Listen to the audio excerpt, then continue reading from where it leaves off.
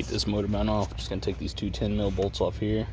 Then it should snap off down there. And I got three 15mm, two 18s, and a jack kind of holding the engine up from underneath. Now I'm just gonna take a large flathead and pry this side up and pull the inner mount out from the bracket. Well, that took all of about 30 seconds, so let's get the new mount and install it.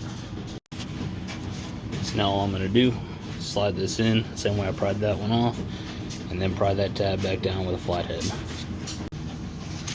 So we got her in that far.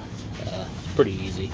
You got to kind of manipulate it right there just to get it to slide through. It's a pretty tight fit, but let's pry that back over and wrap these around just like factory.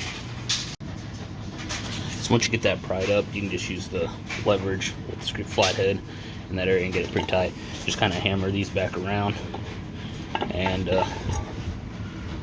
never be able to tell it wasn't factory.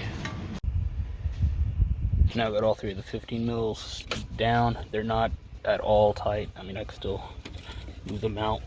So I'm going to jack the engine up until this pops into place, and then we'll tighten everything down.